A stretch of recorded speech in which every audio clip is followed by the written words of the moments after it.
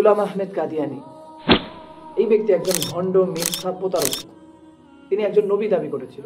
আল্লাহ রাসূল সাল্লাল্লাহু আলাইহি ওয়াসাল্লাম বলেছেন, লা নাবিয়্যা বা'দি, আমার পরে আর কোনো নবী আসবে না। যারা নবী দাবি করবে এরা মিথ্যাবাদী, ভণ্ড, প্রতারক।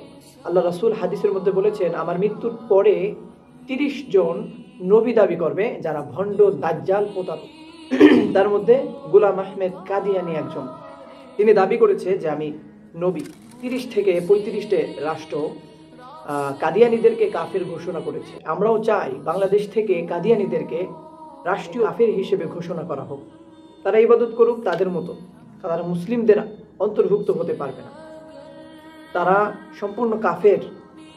এই ঘোষণা যদি বাইরের দেশগুলো দিতে পারে তাহলে কেন আমরা দিতে পারবো না? আমাদের রাষ্ট্রীয়ভাবে আইন করা উচিত, রাষ্ট্রীয়ভাবে ঘোষণা করা উচিত কাদিয়ানীরা কাফের, মিথ্যাবাদী, ভণ্ড।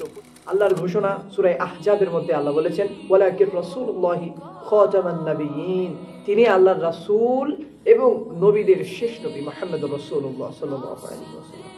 আল্লাহ ঘোষণা দিয়েছেন যে তিনি আল্লাহর রাসূল মুহাম্মদ সাল্লাল্লাহু আলাইহি ওয়াসাল্লাম, তিনিই শেষ নবী। তিনার পরে আর কোনো নবী রাসূল আসবে না।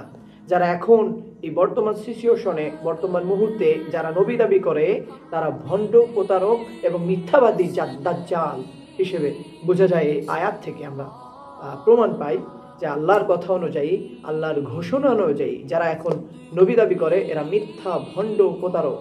আমাদের উচিত বাংলাদেশ সরকারকে উদাত্ত আহ্বান জানাই, ভণ্ড, প্রতারক যারা আছে বাংলাদেশে, গুলাম আহমেদ কাদিয়ানির কিছু ভক্তবৃন্দ আছে যারা ইসলাম সম্পর্কে কুধারণা, বিভ্রান্ত কথা, বিভ্রান্ত ধারণা ঢুকিয়ে আমাদের সমাজকে নষ্ট করছে, মানুষকে বিভ্রান্ত পথে নিয়ে যাচ্ছে, তাদেরকে রাষ্ট্রীয়ভাবে কাফের ঘোষণা করার দাবি জানাচ্ছি।